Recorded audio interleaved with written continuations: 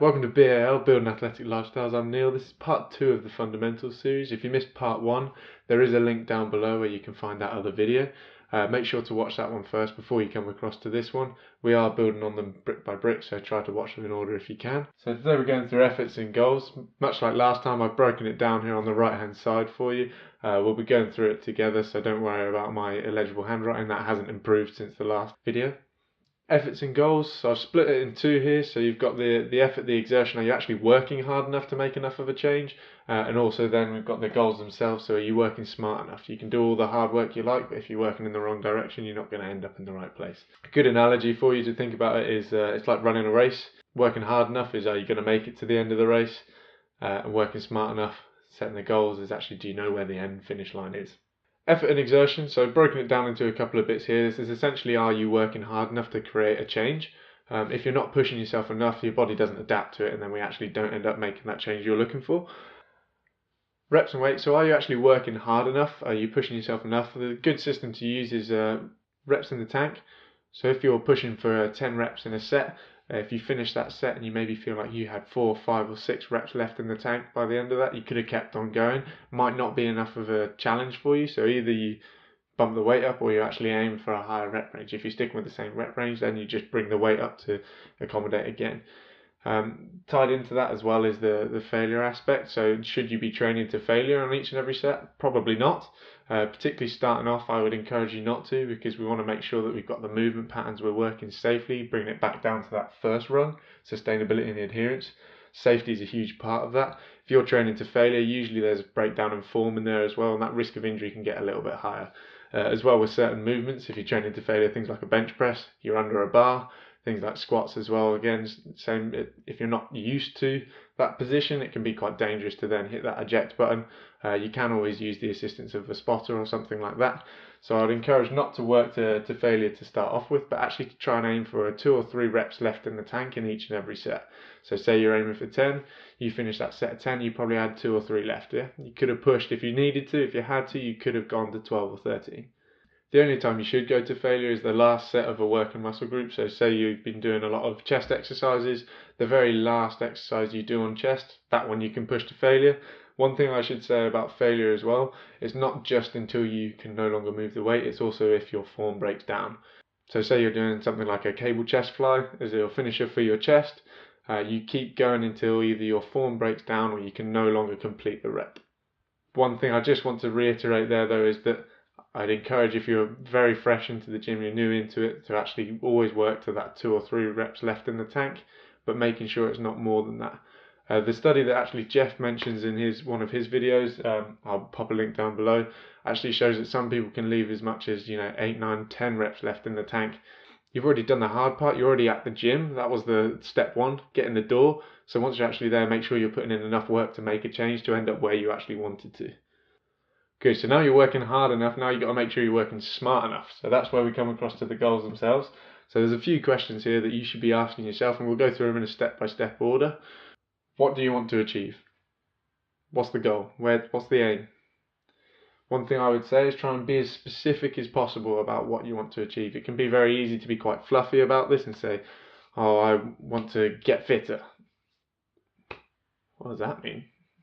Could be anything. What I think of as fit might be completely different to what you think of as fit. So good. Once you've got your what, step 1, again, be specific with it.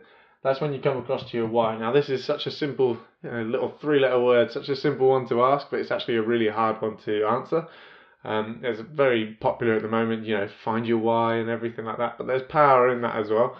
What I would ask yourself to figure out that why is, what changes? If you achieve that what that you first defined, what then changes as a result of that? Sometimes what you'll find is actually digging a little bit deeper, asking what changes, you'll suddenly start to think of actually that what maybe isn't specific enough, or it's slightly different to what you thought it might have been at first glance. You want to really dive in a little bit deeper, ask yourself some of the tougher questions. I know it's uncomfortable, but the clearer you define your goals early on, the more efficient it will be in terms of achieving those goals. Another thing to ask, what changes if you fail?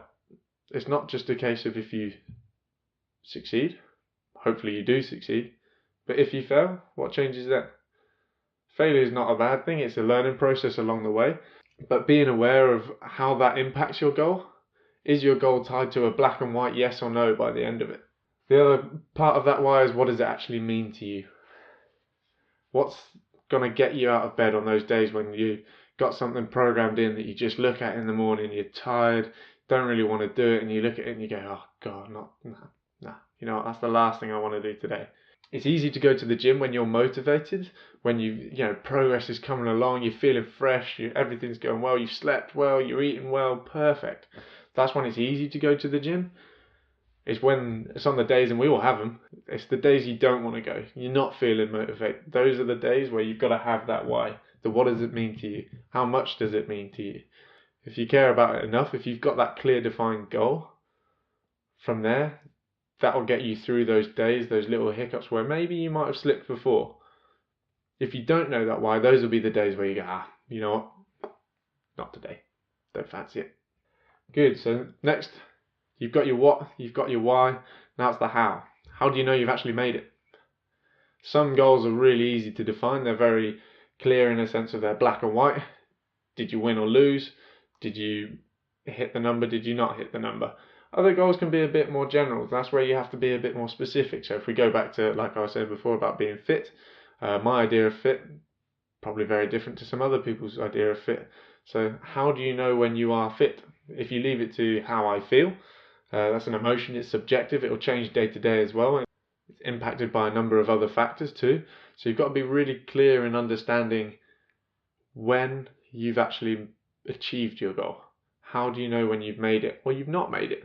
Because you've got to review it as you go, and if you're not achieving your goal, something needs to change. If you are achieving your goal, great, you've got to know. Back to the analogy I used before, this is how do you know where the finish line is? We know about the race, but how do you know when you've actually crossed the line at the end? If you don't know where the finish line is, you could be running forever. Your odds of actually getting there, who knows? Perfect. And the last one tucked down the bottom here, might be a little hard to see there, sorry, is the when. So what's the timeline on this? Is it realistic as well? So it's easy to say, we can hit that pause button mentality where we can leave something until we feel like we're best suited for it. If you do that, you'll leave it forever a lot of the time. So actually setting yourself a timeline. When's the goal? So say you want to lose 10 kilos. It's quite an aggressive goal, just off the top of my head.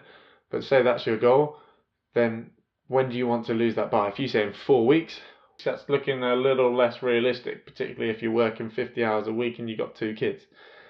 Yeah. So you've got to try and manage that as well in terms of understanding what's a realistic timeline. Is it achievable? Because if you can't achieve it anyway, then it doesn't matter what your why, your how is, you're never going to get there.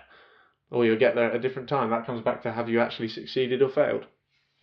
Efforts and goals itself requires a little bit of introspection. You've got to spend a bit of time with yourself, ask yourself some tough questions, and be honest with your answers. Personally, I would like to recommend writing it down. Then you can structure it out as you go, even if it evolves as you go through this process and as it changes. Quite often what you'll find is actually your initial what will change as you go through the other questions, because you'll start to evolve that idea in your head, that clarity of the end vision, the goal.